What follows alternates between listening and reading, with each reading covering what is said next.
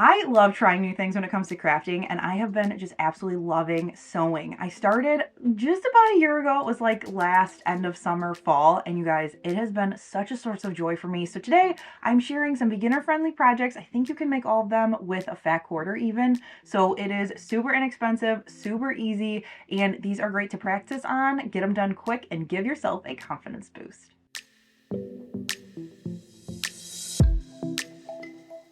You're watching Whiskey and Wet. My name is Whitney, and if you're new here, welcome. Cheers. Grab yourself a beverage and let's get sewing. Up first, we are going to make these koozies. Cozies. I think you have to call them cozies because the other one's trademarked. So we're going to call it a cozy. What you're going to do is you're going to figure out what size you want, and you are going to grab the pattern. I will have those linked down below. A couple of them I got from a girl on TikTok, and then the other ones are just straight measurements. You are going to cut those out, and then we are going to cut 2 pieces of your exterior fabric, 2 pieces of your interior fabric, and then 2 pieces of the insole bright, and let's get started. So here are the dimensions to make your own pattern for the 12-ounce mason jar and skinny can koozie. The cups for the fountain drinks will be linked to TikTok because that girl that I got it from shows how to make them. Something to keep in mind, whatever size you choose, is if you're using a directional fabric, make sure that the 2 1-inch boxes are out of the bottom and not the top, or you'll have an upside down fabric. So you're going to take your insole bright, which is just a special kind of batting that reflects the temperature that's inside, so whether that's hot or cold. I got mine online at Walmart, I think, but Amazon has it. And you're going to match that up with your exterior fabric. Now, this is optional, but I decided to quilt mine, and I am just basically like chain piecing here, like running them through, but doing 3 lines just to give it a little texture, but you don't have to do that. You can just sandwich your fabric pretty sides together with the insole bright on the outside, and we're going to sew down either side and the bottom, leaving those 2 squares open that you left, those 1-inch ones at the bottom. Make sure you are back stitching when you start and stop, and I'm using about 1/4 of an inch inseam. I do the best I can. Then here's what you're going to be working with. You're going to take your hand, put it inside, and pop it open.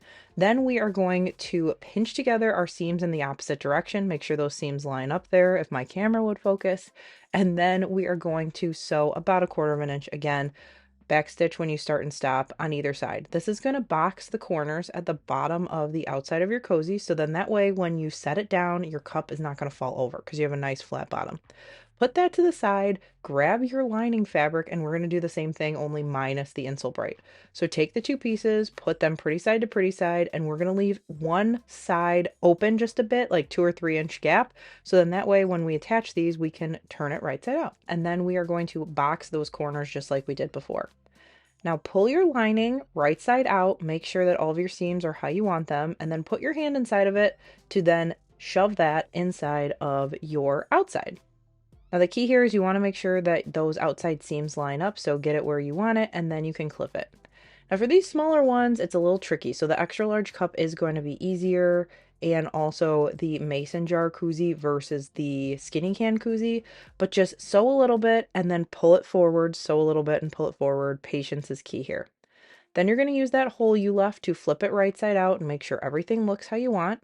And if that's the case, then you're going to pull that inside back out, and you're going to just seal up that hole. And then you can either opt for a top stitch around the top or not. Some of mine have it, some of mine don't. It's truly up to you. Really, if I'm being honest, these skinnier ones, I tried it on this one for the sake of the video, but my skinny can koozie does not have one because it was kind of a pain in the butt. So this one that I made, this is the 16-ounce one from Stephanie, who makes the templates on TikTok, who I will link. And this fits a tall and grande really well. This is my go-to, which is her large. And then to go from her large to my extra large, I just added 1 more inch at the top. So instead of 6 inches, I did a 7-inch opening. So my most used one is this large one because it fits a regular McDonald's Diet Coke, or if I need a lot of caffeine that day, here's my other prop, it fits really nicely a large McDonald's Diet Coke. This one is like perfectly snug for it, but what I love is it's going to keep it cold. I also like that the condensation doesn't get all over my hands. Here's the one that we made that is on the grande sized iced coffee. This will also fit tall and grande hot coffee from Starbucks and probably McDonald's anywhere else, but these turned out so cute. Up next, I'm going to show you how I made this valet tray. What you're going to need is a inner fabric, an outer fabric, and then some fusible fleece. What I did is I did 9.5-inch squares because I have a quilting ruler, but you could really pick whatever size you want. You just need them to be square. So we are going to do 9.5 inches of the inner and outer, and then you're going to need two 9.5-inch squares of fusible fleece. That is what's going to help it stand up. You could also use like some lighter interfacing, but I find that this fusible fleece keeps it super pliable. It keeps it so that you could roll it up when you're traveling. It's not going to do anything to it, and then it will still work. So once you've used your iron to fuse that fleece to the back of both pieces, put them right sides together and clip. Now we're going to take it to the machine and sew a 1/4 inch seam around the outside, leaving an opening so we can turn it out. Now before I flip it, I'm going to trim off any excess bulk, just so then that way my edges aren't going to be too bulky. And I'm also going to trim the corners at a diagonal. Now make sure when you're doing this that you don't cut any of your seams, because that will negate all the work you just did. Once you get it all flipped out, if you need to, give it a press, and then we are going to fold in that opening and sew around the outside again a top stitch, which for me is usually between 1/4 and 1/8 of an inch. Again, like I said, I do my best. And here's what we're working with. It kind of looks like a hot pad, but here is how we are going to give it a little bit more structure and make it stand up. Then for an extra level of rigidity, I measured in 2 inches from the outside and created this square. So this is a 2-inch border on the outside. We're just going to sew on this, and this is a heat erasable pen, so once I use it as a guide, I can press over the top and it will disappear.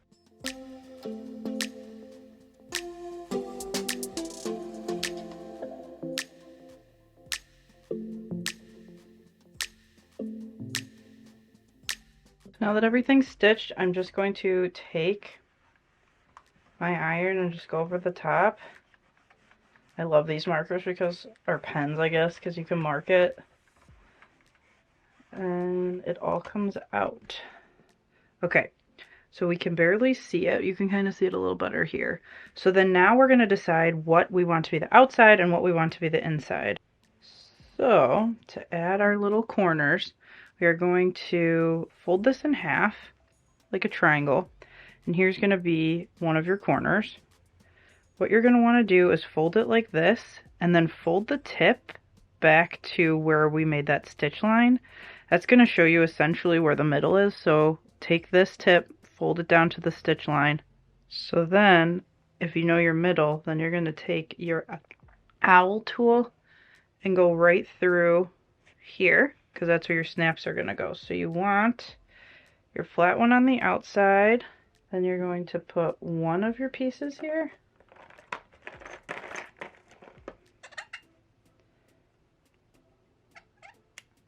and squeeze.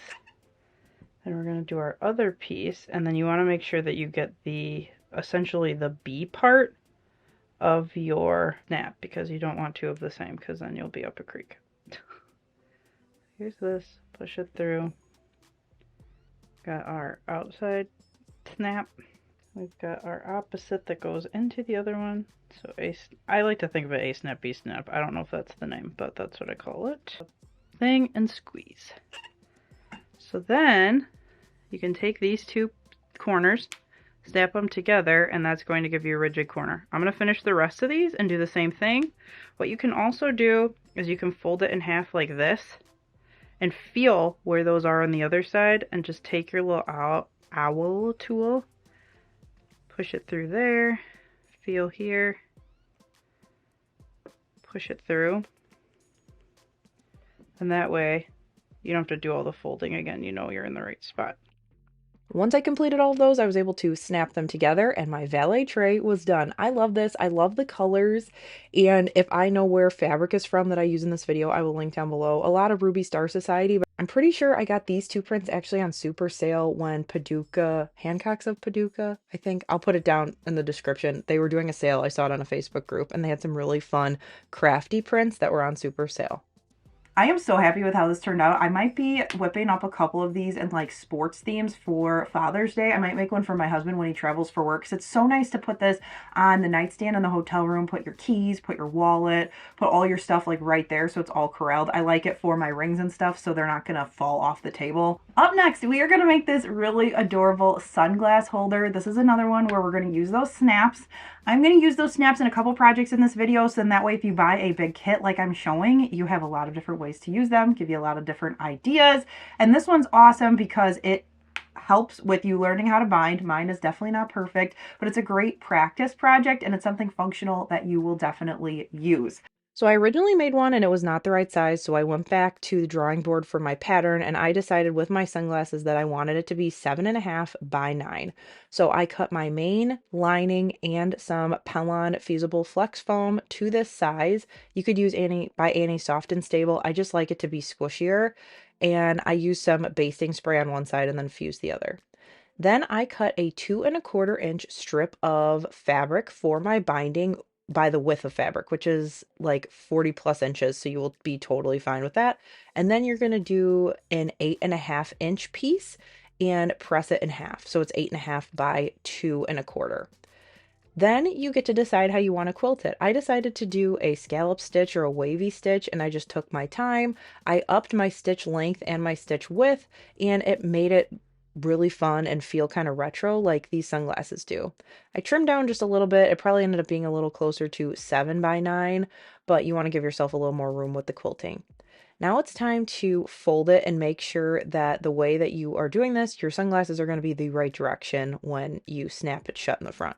Then you're going to take your smaller fabric binding, which was the 2¼ inch by 8.5 inch, and you are going to line the open side. So it's going to be the crease side down to that little flap where you're going to fold it up. Then we're going to sew this at 1/4 inch down with the back stitch at the start and the stop. And then once that's done, you're going to take it and flip it over to the front, and that's going to create this cute little binding.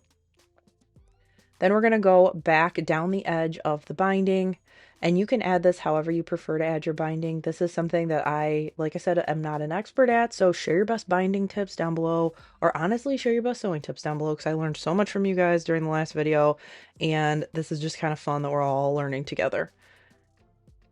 Now that we've got that on our pouch, I am going to fold it up to where I want my little opening for my sunglasses to be. We're going to clip it, and then we're going to sew both sides down 1/4 inch seam. What that does is create the base of your sunglass case, and now we've got to cover up those edges. So we're going to grab that long piece of binding, give yourself about 1 inch of an overhang, and then put the open side, so the folded side is going to be away, the open side is on there. Then you're going to sew down the edge just like we just did, but then to miter your corners, when you get about 1/4 inch away from the end, pick up your presser foot and turn it so that your foot is going to essentially drive off the edge of your project. Then you're going to stitch off and back stitch and then pull it off your machine. Then we're going to do this corner thing. I don't know what it's called. In my head, I say to the window, to the wall, and I flip it over. I don't know why, but this is just how it works in my mind. To the window, to the wall, and then you go to the next one. Because you flip it one side, the other side, and then you clip it down. What that's going to do is help with your corners and make them mitered when you flip it over. Then we're going to take our binding and our project back to the machine. We're going to stitch from that corner all the way down, off again, window to the wall, and then go back up the side.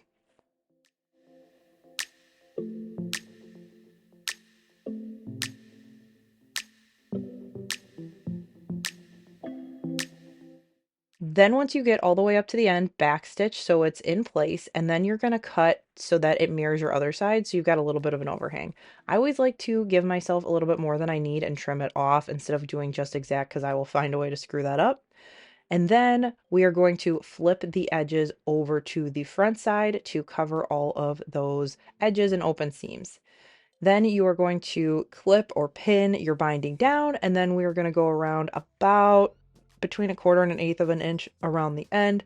Or if you want, you can hand bind this too, totally up to you. Once you make it all the way around the outside, your pouch is almost ready to go, but now you're going to want to have a way to shut it. I'm using some more of those snaps that we used on the VALET tray, but you could also use Velcro, or if you have any other hardware to hook it down. This is your hobby, this is your project, so do what you feel. I love this kit that I got because I have a ton of colors that match the fabric, and I am in love with this fabric. The outer is from Ruby Star Society. It's a brand new line called Poolside 2, and the inside is a Riley Blake print that is just so perfect for it. This is going to be something that I will use all the time. And I feel like for me, wins like that, things that I'm using, things that people see and they're like, ooh, where'd you get that? And I can say I made it, is always great. Now, as you get doing projects, you will in turn end up with a ton of scraps. And so I have some good scrap busters that are super easy. They will help you practice your sewing, and they're also really practical.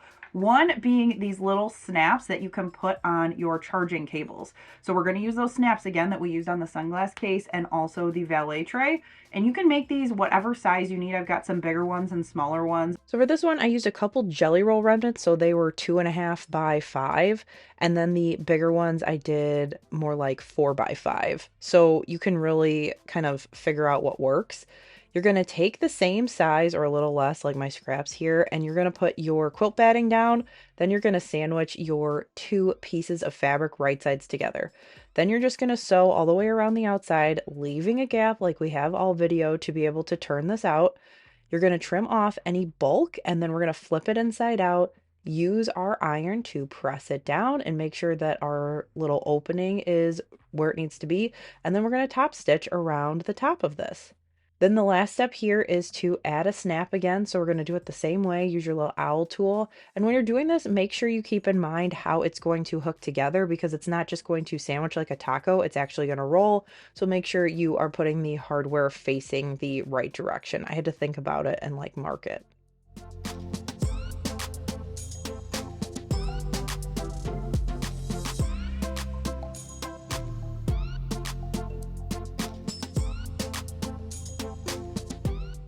I love these because they're a great way to keep your cords intact without like wrapping them super hard and like cracking any of the wire on the inside. I did 2 of the snaps on this larger one for my MacBook charger, and it works really well. The smaller ones work super great as well. So the sky's the limit on prints and colors. You could do some for each side. And these are also great to hook onto your purse to like keep your keys near the strap. So they're definitely a multi-use piece. I have been loving lately making scrap bows. And I also thought it would be so fun to make some of these scrappy lanyards. So let's start with the lanyards. This, you could easily follow the same process and just use one long piece of fabric, but I love the scrappy nature to this. And we made one of these last time, but we just did one piece of fabric. So if you want a one piece of fabric little key fob wristlet, I will link that video, but this one, I promise you can do it. Let me show you. So to right size all of our fabric scraps that are all different sizes, I am just trimming them down to 4 inches wide. Now, if it's a directional fabric, it doesn't matter if it's wide or tall, but if it is directional, you want to make sure it's 4 inches wide, because when you're wearing your lanyard, you don't want like an upside down ice cream cone. If you do, then that's fine, but I didn't want that. So then all my fabric pieces are cut. I didn't worry too much about the length. At that moment, I just wanted them to be 4 inches wide, and I matched up the 4-inch ends and sewed them together using a 1/4-inch seam. Now here, when you are doing these first pieces, if you have 2 directional fabrics, make sure they're going the right way when you line them up, but a lot of these scraps were non-directional, which helped me a ton. Then I started to chain piece these together, so I just took piece by piece by piece, line them up, and just do 2 at a time. Then what you can do is put 2 together to make a 4-piece. And then once I got those all through, then I was able to just have one continuous line. And I use this little tool I have from Amazon, this little flower, to chop these apart. It makes it go a lot quicker. Then when I saw the length of these, I was like, okay, these are actually too big. So I went through and just trimmed them down. I didn't do anything too specific, but I did just want to make sure that I didn't have like too huge of chunks of one design, because I wanted a lot of color to make it into my lanyard. So then after everything was the right size, I chain pieced it, kept going until everything was one long strip. And I really didn't measure as I went. So what I did is I just pressed down all my seams, and then I measured. I needed about 36 inches for my lanyard, and I had more, so I decided to cut down my, I don't know, 37-inch piece. And then I also had enough for a little like key fob wristlet, which was awesome. So whether you're doing the shorter one or the longer one, you're going to fold it in half. Then you're going to take your outside, fold that into the center line, press it down, and then you're going to take the other side and fold it into the center line and press it down. I did the same thing for my lanyard, and this was also a good time to ensure that it was the right length of everything. Then I took some scrap quilt batting, cut it into 1-inch strips, and I just inserted it inside the lanyard. I wasn't worried that they weren't connected. You could sew them together before, but I didn't want the extra bulk. So with the clips, everything laid down fine. And then you can do one of two things. One, you can just sew a box around the outside using a 1/4-inch seam allowance, and then it will hold everything together. Or you can do what I did with the key fob and go a little bit further and do a couple lines up and down the center to essentially quilt it. You could do it either way, whatever you are going for as far as the look. Then it was time to add a little bit of personality and some hardware to finish it off. So now to assemble our lanyard, you're going to put it around your neck and you're going to make sure that it's going to be the length that you want it to be. We tested it before, so you should be good. But now that I've got it matched up, I am going to give myself here, instead of matching up the two ends here, I'm going to pull it back just a little bit because that is how we are going to add our hardware. So make sure that when you're going to sew this, that it's going to lay nice on your neck. And then what we're going to do is we're just going to go back and forth a few times to have this secure. Now we've got our lanyard hooked together with this little extra space. Now what I'm going to do is I am going to add a cute little tag to this with my initial, and then I'm going to add a smiley face to my wristlet one. So what you're going to do is we're going to line up the edge of this tag right with where we just stitched it together. What I'm going to do is I'm going to just tack this down, just so then that way it doesn't move on me when we add the hardware. Okay, so we've got our tag on there. Then I'm going to take my 1-inch swivel clasp, and depending on the width of your patchwork or your original piece of fabric, you could go up to 1.5 inches. Just make sure it matches so it fits here nicely. We're going to slide it on about halfway. Then we're going to fold this flap over to hide that raw edge, and then we're going to fold it over again to line up with the top of where that thing is. So that's what it's going to look like. So here we go. You've got it slid down. You're going to fold down about 1/3 of the way to hide that raw edge, and then fold it down again. Whoop. Fold it down again to cover up where you did that stitch.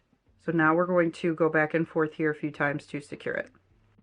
This is a great time to have this little stiletto tool in hand. It saves your fingers so much. It also helps push bulky things like this through. So I will link that on Amazon.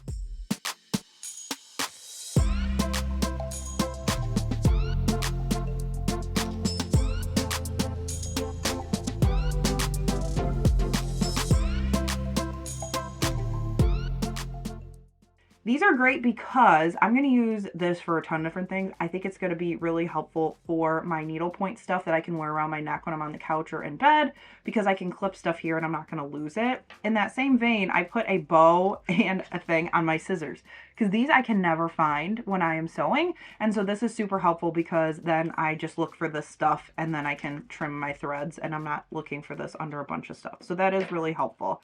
Now for the bows. These are so incredibly easy. For these, you need 2 rectangles, 4.5 by 8.5. And then you're going to also need a piece for the center that is 1.5 by 4. Something else you're going to need is some sort of hardware. These are actually from the jewelry aisle at Hobby Lobby. I saw them and I was going to make some bag charms. I didn't get around to it, so this was perfect for these sewing bag charms instead of the beaded bag charms. We're going to take our small piece and we're going to press it in half, and then we are going to press the outsides in again and then fold it in half again, just like we did with those lanyards and key fobs before. And then when we go to sew, it will make it so much easier because the unfinished ends will be tucked in.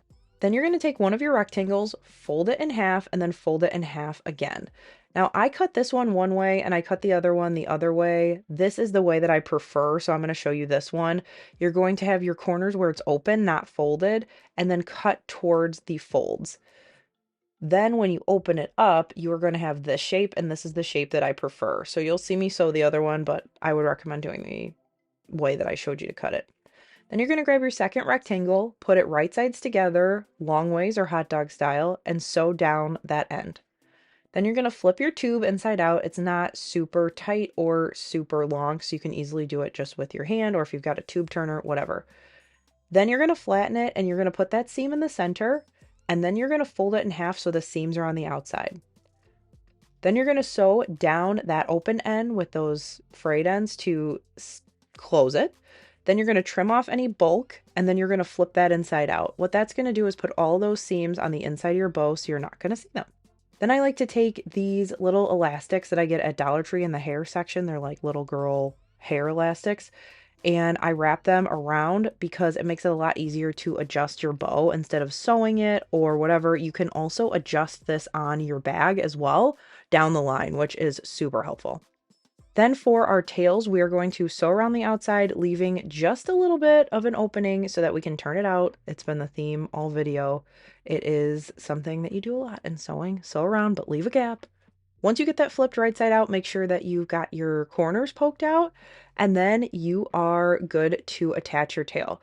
Now, you don't need to seal the center. Just don't make the hole super big when you flip it out, because then when you pinch it, you're not going to see the opening and it's going to be hidden by the middle piece anyway. So that's one step it'll save you. Take another elastic, hook it together, and then we are going to sew together our hardware and our little center strip. For this one, I'm going to go about 1/8 of an inch down either side, and then I'm going to loop it through my hardware and have it overlap about 1/3 of the way, as you can see here. I kind of eyeball it, I don't measure, so you kind of have to see, but I would say it's about 1 inch overlap. Then we're going to sew this down. We're going to go forwards and backwards a couple times, and you're not going to see this, but it is going to make sure that your hardware is not going to fall off or you're not going to lose your bow. Then lay that down on your work surface with the unfinished end facing up so you cover it. Then you're going to wrap the piece up and around the front of your bow, and we're going to hook it in the back with some hot glue. I like to do this. You can hand sew it, but the hot glue works really well. I like to use the Gorilla brand hot glue sticks, and that works for fabric. Now here is a quick reminder, I wasn't thinking, and if you put it on the hair elastic, it's going to melt it and bust it. So instead, put your glue onto the fabric instead, and then you have the 2 pieces of fabric hooked, and then you also don't have to worry about the elastic being compromised, so then that way you can adjust the bow down the road.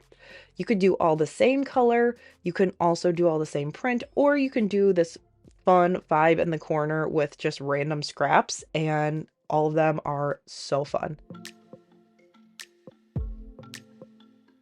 Not only are these cute on lanyards, you can put them on bags. I have this one on my keys all the time. I also have one on my purse. I've got one on my backpack that I travel with. So many different ways that you can use your scraps that are super fun. That's going to do it for this round of sewing DIYs. Be sure to let me know down in the comment which one was your favorite. I love all of them, but I have been just using this all the time, and I know so many of you asked for a tutorial, so I hope you guys make it. If you make anything in this video, be sure to leave me a comment. You can also send a picture to hello@whiskeyandwhit.com or tag Whiskey and Whit on any social platform that you share on. I cannot emphasize this enough. I love to see what you guys make. It brings me so much joy, especially because I make this stuff in my craft room by myself, so seeing them out in the wild is so wonderful. I hope you are getting as much joy out of sewing as I am, and if you've got any questions, leave them down in the comments. Thanks so much for watching. On the screen here, I will link for you my Whiskey Threads video volume 1, so you can see those projects. We made everything from vinyl project pouches. We made a tieable book cover. I also made a really cute tissue holder, so many practical things over there as well, so be sure to check it out. Thanks for watching, and I'll catch you in the next one. Bye!